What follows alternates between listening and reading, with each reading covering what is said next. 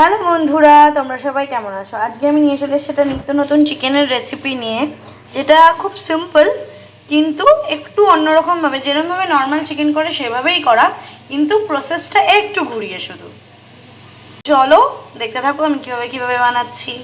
এই যে দেখো, প্রথমে আমি কড়াই চাপিয়ে দিয়েছি। কড়াইতে কিন্তু আমি তেল দেব না, তেল না দিয়ে আমি চিকেনটাকে প্রথমে কড়াইতে দিয়ে দেবো।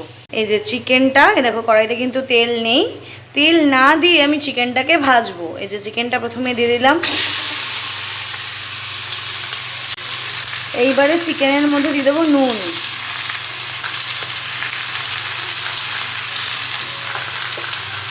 তারপর দিয়ে দেবো হলুদ।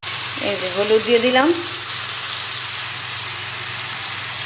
এবারে নুন আর হলুদ দিয়ে চিকেনটাকে ভালো করে ভেজে নেব, এবং যতক্ষণ না অবধি চিকেনের নিজের গা থেকে তেল ছাড়ছে। এই যে দেখো চিকেনটা ভাজা হচ্ছে, দেখো এর মধ্যে কিন্তু কোথাও কোনো তেল নেই, পুরোপুরি তেল ছাড়া চিকেনটা নুন আর হলুদ দিয়ে ভাজা হচ্ছে। একটু পরে দেখাবো আমি অবশ্যই তোমাদের, এটার থেকে নিজের থেকে তেল ছাড়বে।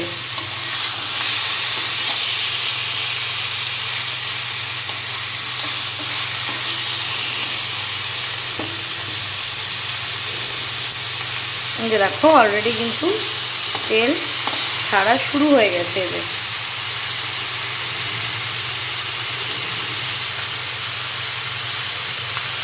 যে আমি তার সাথে সাথে চিকেনে দেওয়ার জন্য আলু কেটে নিয়েছি, তার সাথে এখানে মিক্সি জারের মধ্যে নিয়েছি জিরে, রসুন, আদা এবং লঙ্কা। রেগুলার মশলা যেটা আমরা দিই সেই সেম মশলায় আলাদা কিছু নেই, প্রসেসিংটা আলাদা। এই যে দেখো মাংসটা কিন্তু কিছুটা ভাজা হচ্ছে।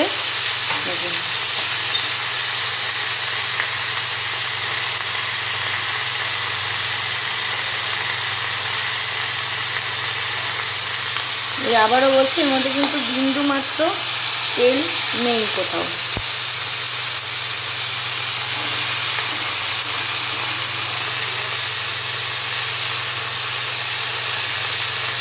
দেখো এভাবে ভেজে নেওয়ার কারণটা বলছি, এটা ভেজে নিলে কী হয়, চিকেনের যে কাঁচা গন্ধটা থাকে ওটা চলে যায়, প্রথম কথা। আর দ্বিতীয় কথা, খুব কম তেলে চিকেনটা রান্না করা যায়।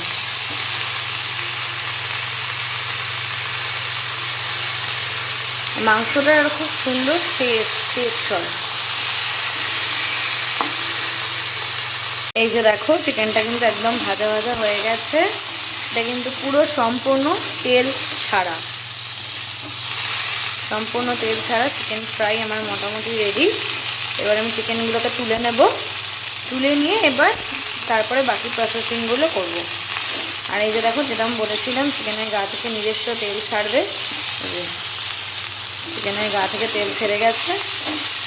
এটা দেখে কিন্তু কেউ বলবে না যে এটা সম্পূর্ণ তেল ছাড়া ভাজা।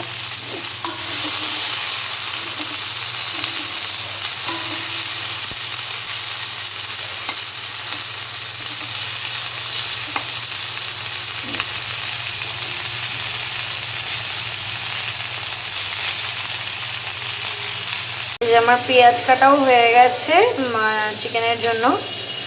দেখো আমি সব চিকেনগুলো নামিয়ে নিয়েছি। এবার আমি কড়াইতে দেব তেল। আমি কড়াইতে দিয়ে দিয়েছি তেল। দেখো কয়টুকু তেল দিয়েছি বুঝতেই পারছো আশা করি। এইটুকু তেলেই কিন্তু আমি পুরো চিকেনটা রান্না করব। এবার আমি এর মধ্যে দিয়ে দিচ্ছি আলু ভেজে নেওয়ার জন্য।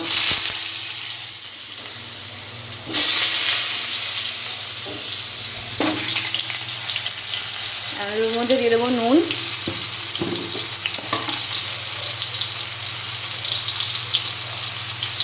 প্রথমে নুনটাই দেবো, হলুদ দেবো না, হলুদ দিলে তেলটা আগেই পুড়ে যায়।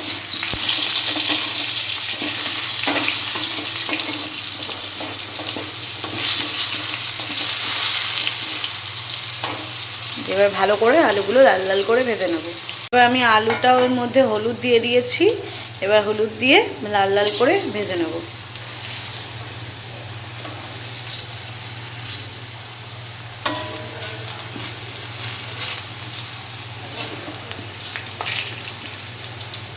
এই যে দেখো আমার কড়াইতে কিন্তু সমপরিমাণ তেলই আছে। আমি ওর মধ্যে অ্যাড করে দিয়েছি জিরে। এই যে জিরে অ্যাড করে দিয়েছি ফোড়নের জন্য। আলু ভাজা হয়ে যাওয়ার পরে এবার জিরেটা একটু পুড়ে উঠলে আমি এর মধ্যে অ্যাড করে দেবো পেঁয়াজ। যে দেখো জিরেটা পুড়ে পুড়ে উঠছে। আমি কিন্তু কোনো তেল এর মধ্যে অ্যাড করছি না, আমি এই তেলের মধ্যেই পুরো চিকেনটা কিন্তু করব। আবারও বলছি সেম কথাই। এটা পুড়ে উঠেছে, আমি এবার এর মধ্যে অ্যাড করে দিচ্ছি পেঁয়াজ। এবারে পেঁয়াজের মধ্যে আমি অ্যাড করে দিচ্ছি নুন।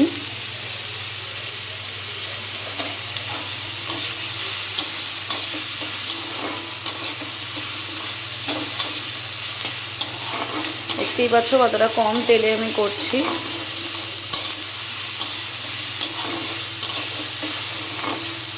আমার মশলার পেস্টটাও রেডি হয়ে গেছে, জিরে, আদা, লঙ্কা, রসুন। এই যে দেখো পেঁয়াজটা কিন্তু ভাজা ভাজা হয়ে এসছে। এর মধ্যে আমি এবার অ্যাড করে দেবো মশলাটা। এবার এর মধ্যে অ্যাড করেছি মশলাটা।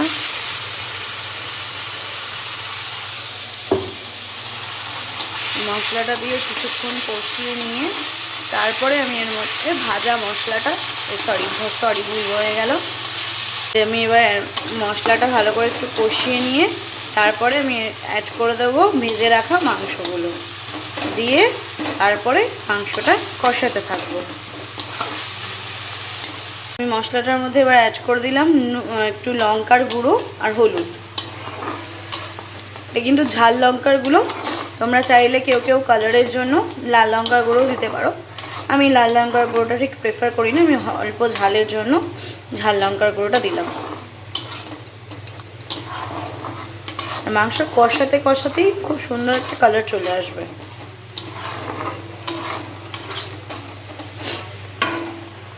দেখো মশলাটা কষে এসছে, এবার আমি অ্যাড করে দেবো এর মধ্যে ভাজা চিকেনগুলো আমি এবার অ্যাড করে দিলাম।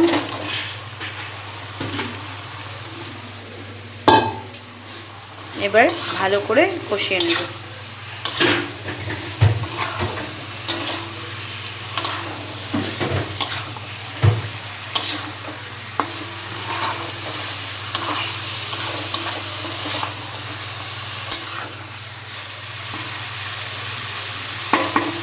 দেখো মাংসটা কষতে কষতে একটা খুব সুন্দর কালার চলে এসছে এবং মাংসটার ভিতর থেকে তেলও ছাড়ছে।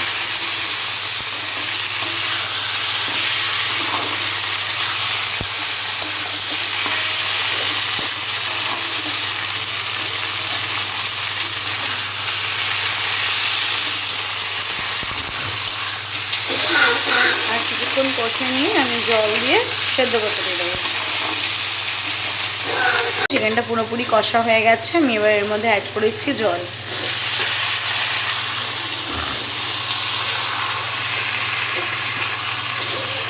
এবার আমি জল দিয়ে ওর মধ্যে আলুগুলোও অ্যাড করে দিয়েছি। এবার মাংস আর আলুগুলো সেদ্ধ হবে, কিছুক্ষণ ঢেকে রেখে দেবো। দেখো চিকেনটা মোটামুটি আলু চিকেন সব সেদ্ধ হয়ে গেছে। এবার আমি এর মধ্যে গরম মশলা অ্যাড করে দিচ্ছি।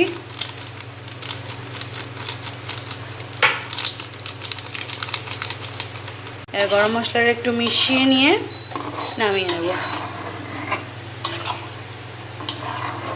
দেখতেই পাচ্ছ কত সুন্দর কালার চলে এসছে বিনা কাশ্মীরি লঙ্কার গুঁড়োতে।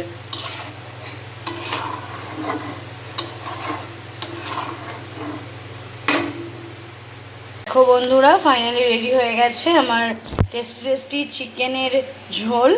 তো রেসিপিটা একটু অন্যরকমভাবে শেয়ার করলাম তোমাদের সাথে। তো রেসিপিটা কেমন লাগলো জানিও। এরকম আরও সুন্দর সুন্দর এবং ইউনিক রেসিপি পাওয়ার জন্য আমার চ্যানেলটাকে লাইক, শেয়ার ও সাবস্ক্রাইব করে দিও। তো চলো দেখা হচ্ছে নেক্সট কোনো ব্লগে।